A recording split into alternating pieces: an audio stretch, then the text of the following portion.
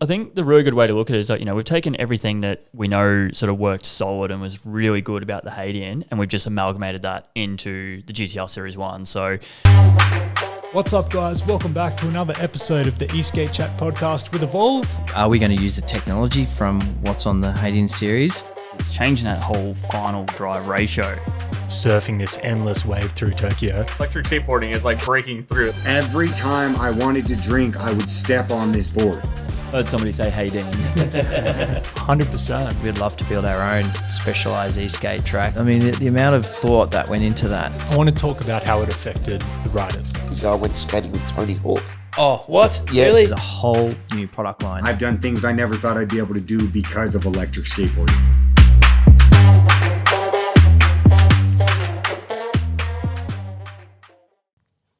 Welcome back to another episode of the eSkate Chat podcast. On this one, we're going to be talking all things Series 2, GTR and Stoke. It's just come out. What are you most excited about?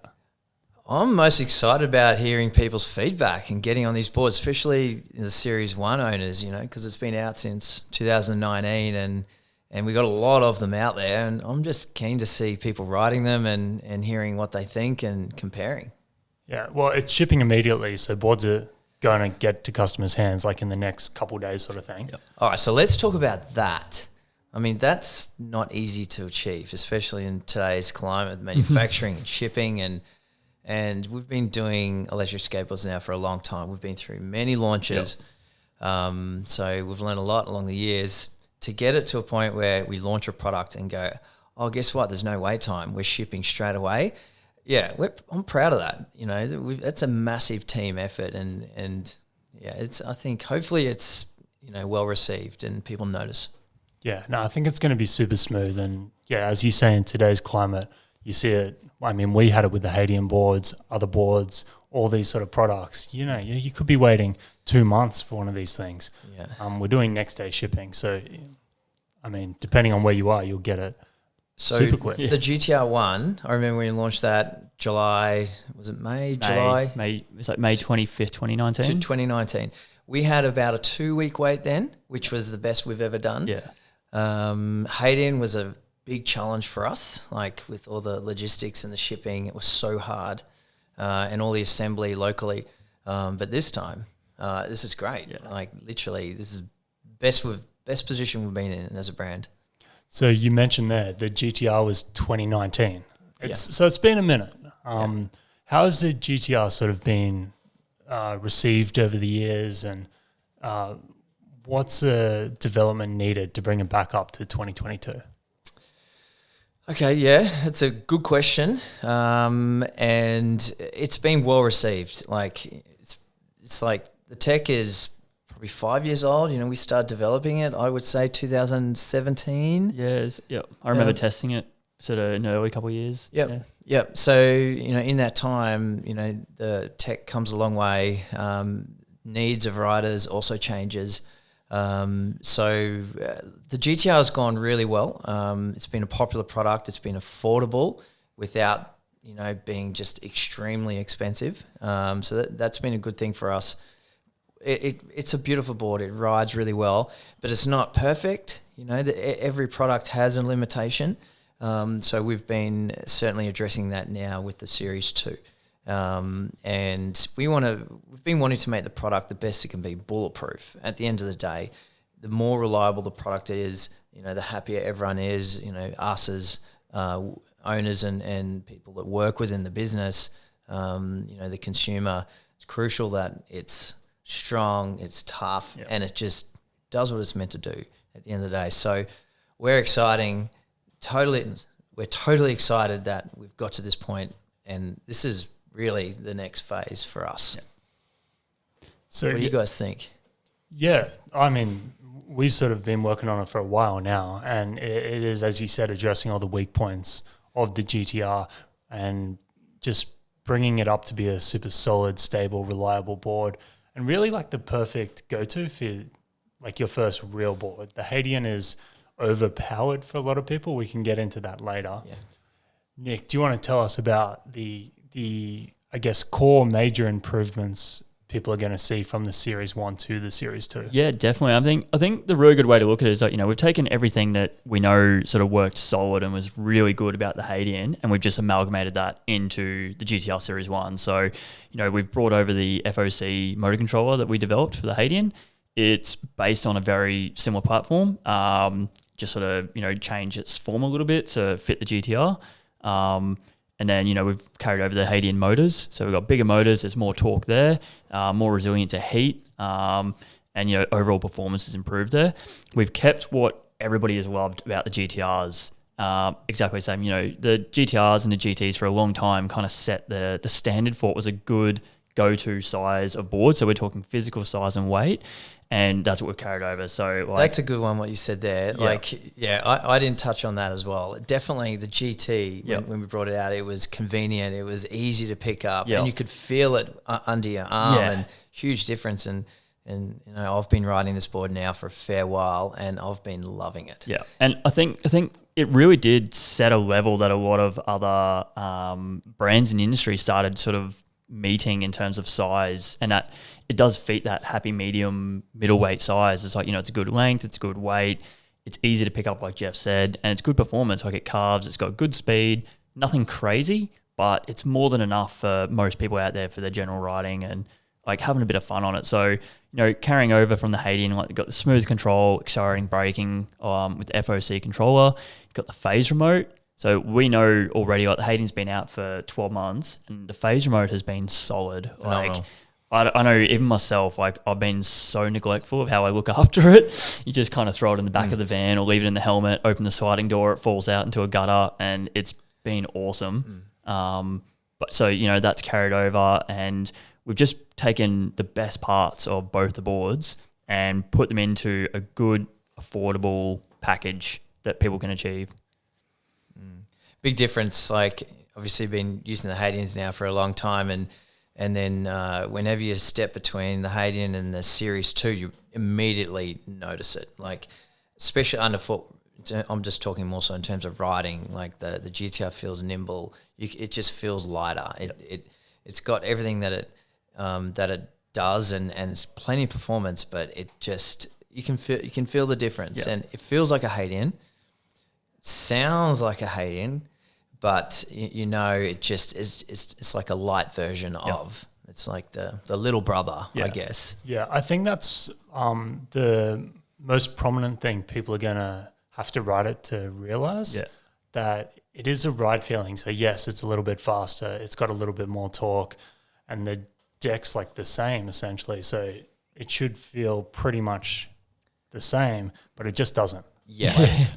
When you pull the trigger on the brakes, the smoothness of it, sort of pulling you out of carves and accelerating and coming to a stop, it's really changed it to feel more like a Hadean than the original GTR. Yeah, that's true. Definitely. I completely agree with that, and like it's definitely a great all-round option now. And even looking at like a couple of different changes in like the design of the board, so how the motor control goes into the deck, how it seals, there's been like changes around that.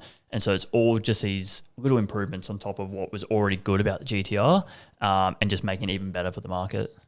You mentioned before that the GTR sort of set a bit of a benchmark for a few years, and that sort of rolled over from the GT, which was the one before that, and now it's an entire category of eSkate, which is this 2-in-1 short longboard, like double kingpin. It's like everyone's got one. It's just a sort of a thing in the industry where you can go out and find a lot of different ones in that category.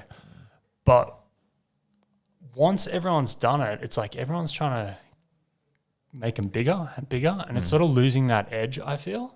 And now you're seeing boards that are in that category, but they even dwarf the Hadean. They're like, we're talking 16 kilos for a double kingpin board, which is no longer something you can really throw under your arm easily and get up the the stairs to the train station or whatever.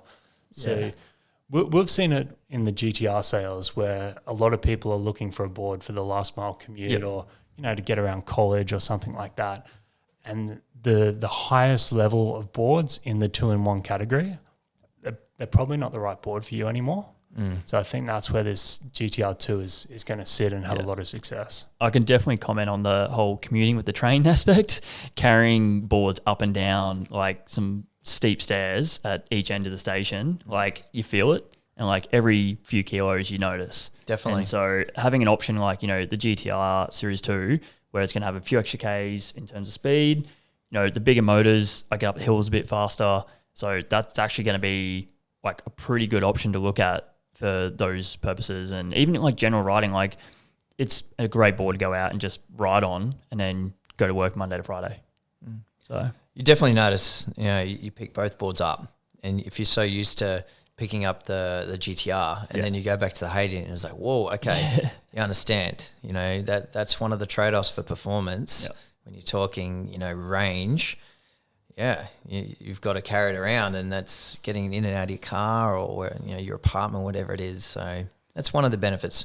Not everyone wants that though. Some people prefer to just carry a beast of a board around, but I think after a while, you definitely appreciate something a bit more nimble and lighter. And and again, it's all about the ride. At the end of the day, for us, it's always been about the enjoyment of the carve, being out there and just enjoying, and so we just can never lose sight of what it means to ride an electric skateboard.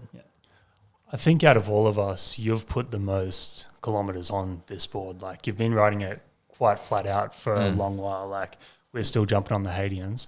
What sort of I guess drawing you to jumping on that board?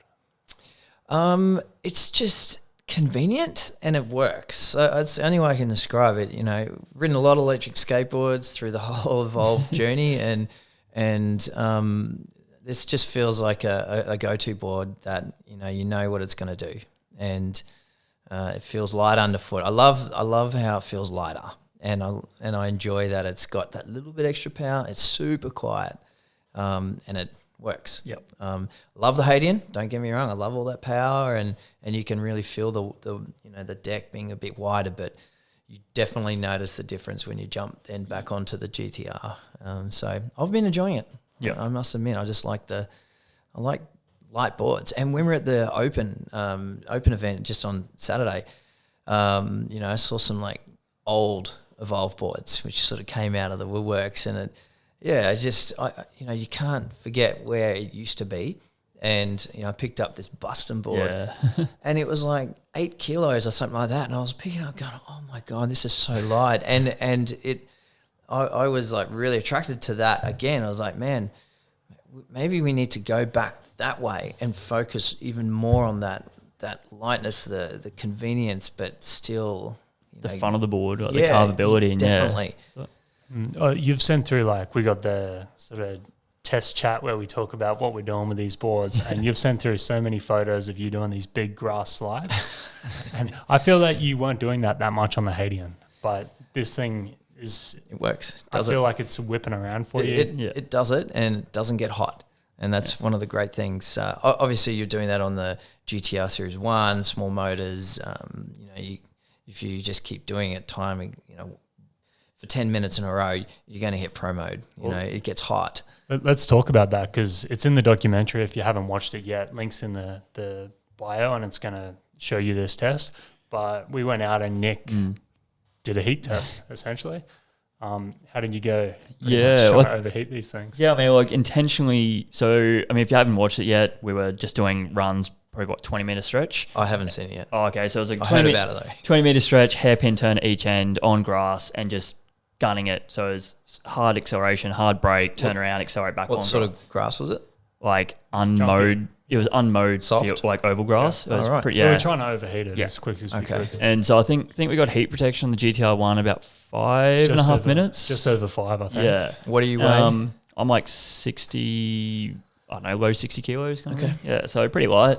And then we jumped on the GTR 2, and I think I gave up at about 35 minutes in, 40 minutes in, and gave it to Maddie.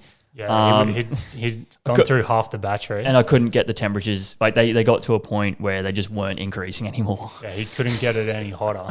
And then gave it to Maddie, and then Maddie was out riding, and then you still took another 10 or 15 minutes to even get the first level. Yeah, it was doing my head in. Yeah. Like Maddie was just out on the other side of the field just doing massive runs. I had to stop doing the 20 meter back and forth, and I just put it in really thick grass, like to bog the thing down on an upwards hill, and I was just launch, stop.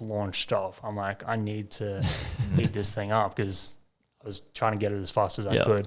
It was at about 15% battery by the time it hit the first stage of heat protection. And that was actually a motor controller heat. The motors only got to I think it was like 98. Yeah, it was below the levels. Below the limit, we could, and that's an internal temperature, so we could still put our hands on the outside of the board, which, I mean, anyone that's thrashed the GTR on grass can't touch it. Can't touch it.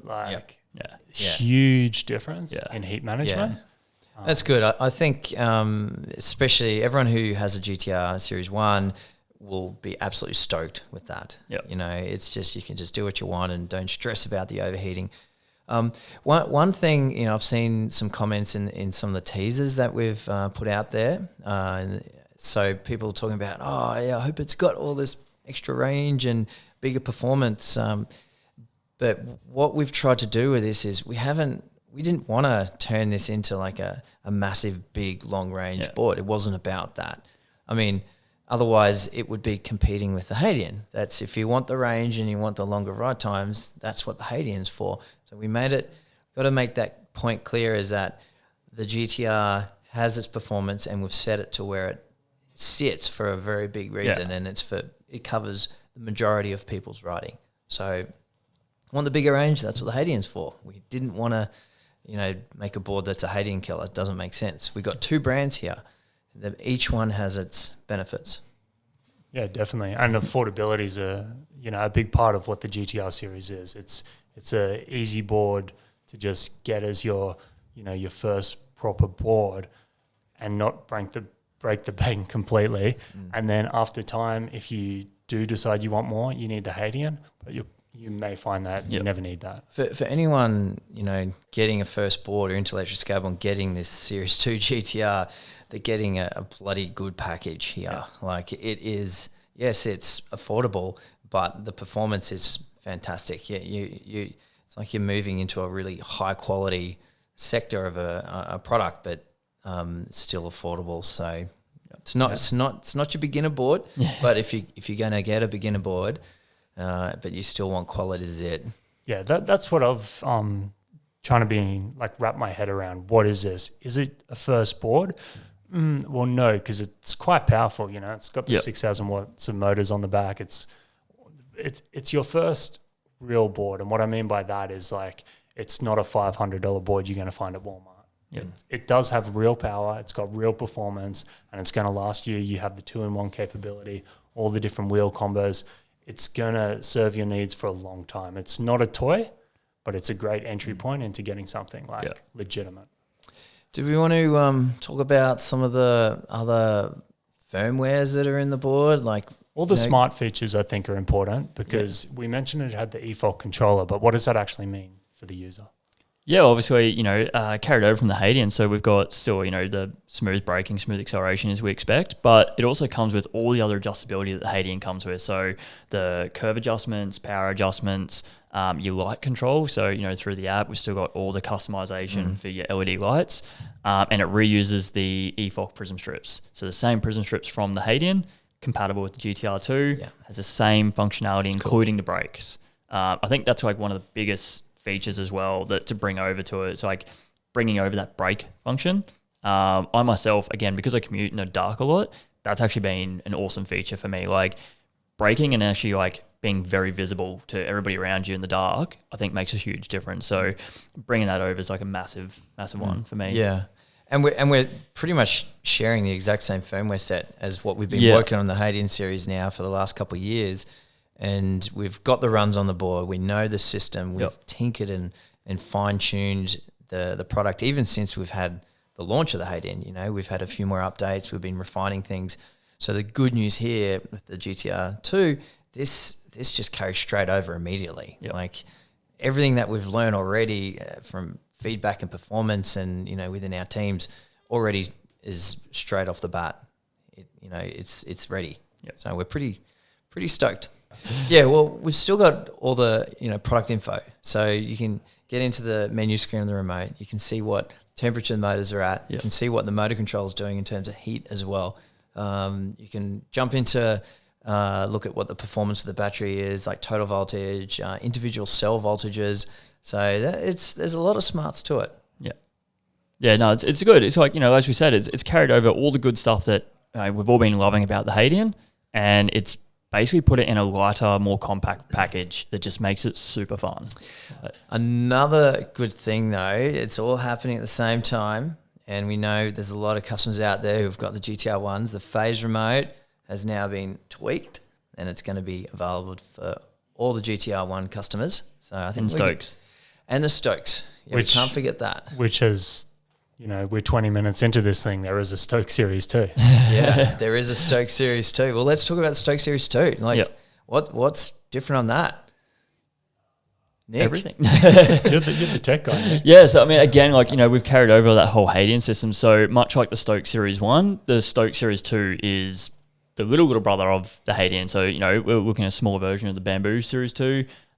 We did keep the 50mm motors on the Stoke. Yeah. I mean, let's be real. We put 63mm motors on it. It's a wheelie machine. Yeah, it's too powerful. It's just a little bit silly. So we've kept the 50mm motors, but they've worked super well on the Stoke. That's been an awesome board. It's light. It's compact. They don't get hot. They don't get hot. Yeah, so they don't draw a lot of current because of the street factor to it. And the low torque as well. When you have the Kagwamas on it, Yeah. like you don't need more power. Yeah. when Oh you're man, doing back it's an wheels. absolute weapon of a board. And you ask anybody who rides the Stoke heaps, and like they just love it. It's a lively, spirited board. You can throw it around, and people love getting into it. And that's all just been made better now with like full smooth control, like FOC, the new remote. Yep. Everything is just great. Again, we've got the prison strip lights, Yep. so you got the smart braking. You can customize like all the Series 2 GTR, the Series 2 Stoke. I mean, essentially they almost look exactly like what the Series 1 does now. And the reason why we kept it like that is because it's a good looking board already. We didn't want to, reinvent the whole wheel. So we just tweaked the aesthetics slightly, and then just performance wise, it's just a complete different product. Awesome. I reckon we can leave it there. If you haven't seen any of the other videos and whatnot, jump in the description. They're right there. Head over to Instagram and Facebook and YouTube and all that good stuff. Drop us a comment and tell us what you think about this new series, and can't wait to see you riding them, I guess. Yeah, happy Cool. days. Sounds good.